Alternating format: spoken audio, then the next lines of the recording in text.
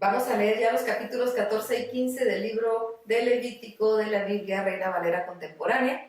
Dice así Levítico capítulo 14. El Señor habló con Moisés y le dijo: esta es la ley para el leproso: cuando sea declarado limpio, será llevado ante el sacerdote, quien saldrá del campamento para examinarlo. Si el sacerdote ve que el leproso ha sanado de la plaga de la lepra, ordenará que se tomen 2 aves vivas y puras, madera de cedro, grana e hisopo, para el que se purifica. Luego ordenará que una de las aves sea degollada sobre un vaso de barro con agua corriente. Tomará entonces el ave viva y con la sangre del ave que fue degollada sobre el agua corriente mojará el cedro, la grana y el hisopo. Luego rociará 7 veces al que está siendo purificado de la lepra, lo declarará puro y soltará en el campo el ave viva. El que se purifica lavará sus vestidos, se rapará, se lavará con agua y entonces quedará purificado. Después de esto entrará al campamento durante 7 días, vivirá fuera de su tienda. El 7º día se rapará por completo la cabeza, la barba, las cejas, y lavará sus vestidos y se bañará, y entonces será declarado puro. Al 8º día tomará 2 corderos sin defecto, una cordera de 1 año sin defecto, 6 litros de flor de harina para ofrenda amasada con aceite y medio litro de aceite. El sacerdote que realiza la purificación presentará delante del Señor a la entrada del tabernáculo de reunión al que se va a purificar y a sus ofrendas. Tomará un cordero y con el medio litro de aceite lo ofrecerá delante del Señor como sacrificio por la culpa y lo mecerá como ofrenda mecida. Luego degollará el cordero en el lugar santo donde se degüellan los sacrificios por el pecado y los holocaustos. Tanto la víctima por el pecado como la víctima por la culpa son para el sacerdote, pues son ofrendas muy sagradas. El sacerdote tomará un poco de la sangre de la víctima por la culpa y se la untará al que se purifica en el lóbulo de la oreja derecha, en el pulgar de la mano derecha y en el dedo gordo del pie derecho. Asimismo, el sacerdote tomará un poco del medio litro de aceite y lo echará sobre la palma de su mano izquierda. Mojará su dedo derecho en el aceite que tiene en su mano izquierda y con su dedo esparcirá el aceite 7 veces delante del Señor. El aceite que le quede en la mano se lo pondrá al que se purifica en el lóbulo de la oreja derecha, en el pulgar de la mano derecha y en el dedo gordo del pie derecho, sobre la sangre del sacrificio por la culpa. El aceite que le quede en la mano lo pondrá sobre la cabeza del que se purifica, y así el sacerdote hará expiación por él delante del Señor. Luego ofrecerá el sacrificio por el pecado, con lo que hará expiación por el que va a purificarse de su inmundicia, y después degollará el holocausto, dejando ascender sobre el altar el humo del holocausto y de la ofrenda, así que el sacerdote hará expiación por él y lo declarará puro. Si el que se purifica es pobre y no tiene para comprar tanto, tomará como ofrenda de reconciliación un cordero, para que sea ofrecido como ofrenda mecida por la culpa, y como ofrenda 2 litros de flor de harina amasada con aceite, medio litro de aceite, 2 tórtolas o 2 palominos según sus posibilidades. Uno de ellos será para expiación por el pecado y el otro para holocausto. 8 días después de su purificación llevará todo esto al sacerdote a la entrada del tabernáculo de reunión delante del Señor. Entonces el sacerdote tomará el cordero de la expiación por la culpa y el medio litro de aceite y los mecerá como ofrenda mecida delante del Señor. Luego degollará al cordero de la culpa y tomará un poco de la sangre de la culpa y se la untará al que se purifica en el lóbulo de la oreja derecha, en el pulgar de la mano derecha y en el dedo gordo del pie derecho. Luego el sacerdote echará un poco de aceite sobre la palma de su mano izquierda y con su dedo derecho rociará 7 veces delante del Señor el aceite que tiene en la mano izquierda. Además, el aceite que tiene en la mano se lo untará al que se purifica en el lóbulo de la oreja derecha, en el pulgar de la mano derecha, en el dedo gordo del pie derecho, junto al lugar de la sangre de la culpa. El aceite que el sacerdote tenga aún en la mano lo untará en la cabeza del que se purifica para reconciliarlo delante del Señor. Ofrecerá además una de las tórtolas o uno de los palominos según sus posibilidades, uno de ellos como sacrificio de expiación por el pecado y el otro en holocausto, además de la ofrenda. Así el sacerdote hará expiación delante del Señor por el que se purifica. Esta es la ley para los que han tenido una plaga de lepra y no tienen más que dar para su purificación. El Señor habló con Moisés y Aarón y les dijo: cuando ustedes hayan entrado ya en la tierra de Canaán, la cual yo les doy en posesión, si acaso pongo plaga de lepra en alguna casa de esa tierra, el dueño de la casa presentará ante el sacerdote y dirá: En mi casa ha aparecido algo que parece una plaga. Antes de entrar a examinar la plaga, el sacerdote mandará desocupar la casa para que no se contamine todo lo que haya en ella. Después de eso, el sacerdote entrará y la examinará. Si al examinarla se ve que la casa tiene en las paredes manchas verdosas o rojizas y que éstas se ven más hundidas que la superficie de la pared, el sacerdote saldrá de la casa y mantendrá cerrada durante 7 días.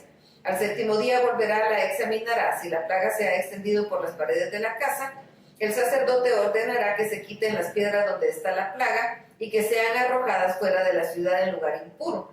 Luego ordenará que se raspe la casa por dentro y a su alrededor, que el barro raspado se arroje fuera de la ciudad en un lugar impuro y que las piedras que se hayan quitado se pongan con otras piedras nuevas y que se recubra la casa de barro nuevo. Si después de arrancar las piedras y de raspar la casa y de haberla recubierto con barro nuevo la plaga vuelve a brotar, el sacerdote irá a la casa y la examinará. Si la plaga parece haberse extendido en la casa, entonces se trata de una lepra maligna y la casa será declarada impura. Por lo tanto, se derribará la casa y sus piedras y maderos, y toda la mezcla se arrojará fuera de la ciudad en un lugar impuro. Cualquiera que entre en la casa durante los días en que el sacerdote ordenó cerrarla se quedará impuro hasta el anochecer. Cualquiera que duerme en esa casa deberá lavar sus vestidos, cualquiera que coma en esa casa deberá lavar sus vestidos.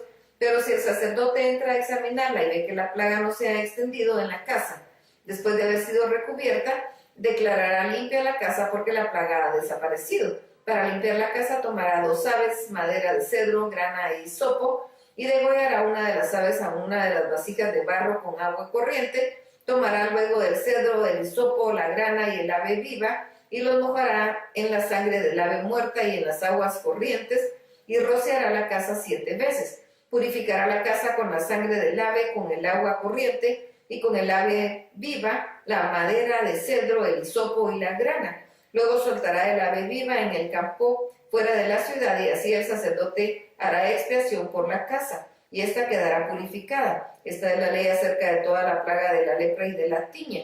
De la lepra, el vestido de la casa, acerca de la hinchazón, de la erupción y la mancha blanca, para enseñar al pueblo lo que es puro y lo que es impuro. Esta es la ley acerca de la lepra. Levítico capítulo 15. El Señor habló con Moisés y a Aarón y les dijo: digan a los hijos de Israel que todo hombre que tenga flujo de semen será impuro. En esto consistirá la impureza de su flujo. Si por causa de su flujo su miembro derrama semen o deja de derramarlo, será impuro. Toda cama en que se acueste el que tenga flujo será impura. Todo aquello sobre lo que se siente será impuro. Cualquiera que toque su cama lavará sus vestidos, se lavará a sí mismo con agua y quedará impuro hasta el anochecer. Quien se siente donde se haya sentado, el que tiene flujo, lavará sus vestidos, se lavará a sí mismo con agua y será impuro hasta el anochecer. Quien toque el cuerpo del que tiene flujo, lavará sus vestidos y se lavará a sí mismo con agua y será impuro hasta el anochecer.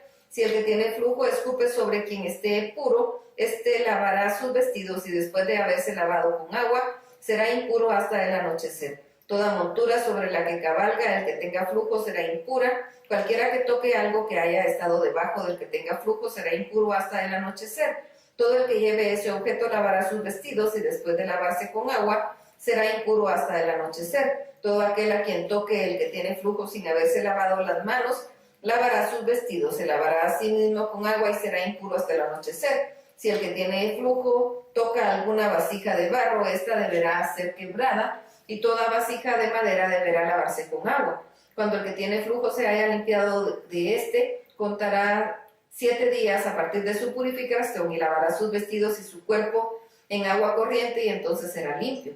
A los 8 días tomará 2 tórtolas o 2 palominos y se presentará ante el Señor a la entrada del tabernáculo de reunión y se los entregará al sacerdote.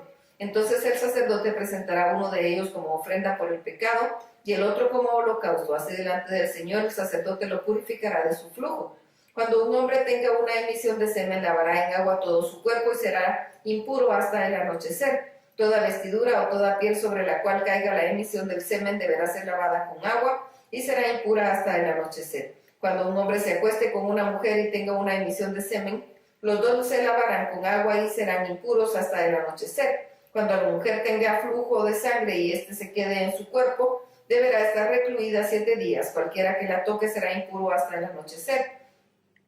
Todo lo que sirva de cama mientras esté recluida será impuro. Todo aquello sobre lo que se siente será impuro. Cualquiera que toque su cama deberá lavar sus vestidos y después de lavarse con agua será impuro hasta el anochecer. Cualquiera que toque cualquier mueble sobre el que ella se haya sentado deberá lavar sus vestidos, lavarse a sí mismo con agua y será impuro hasta el anochecer. Quien toque lo que haya estado sobre la cama o sobre la silla donde ella haya descansado será impuro hasta el anochecer. Si alguien se acuesta con ella y entra en contacto con su menstruación, será impuro durante 7 días. Toda cama donde ella se acueste será impura. Si la menstruación de una mujer dura más de lo acostumbrado o si el flujo de sangre es más abundante del que de costumbre, será impura mientras su flujo persista como cuando está en sus días. Toda cama en que ella duerma mientras tenga su menstruación será impura como la cama donde acostumbra dormir. Todo mueble en el que ella se siente será impuro como cuando ella está en sus días. Cualquiera que toque alguna de esas cosas será impuro. Deberá lavar sus vestidos y lavarse a sí mismo con agua y será impuro hasta el anochecer. Cuando la mujer quede libre de su flujo contará 7 días y después de esto será limpia. Al 8º día tomará consigo 2 tórtolas o 2 palominos, los presentará al sacerdote a la entrada del tabernáculo de reunión.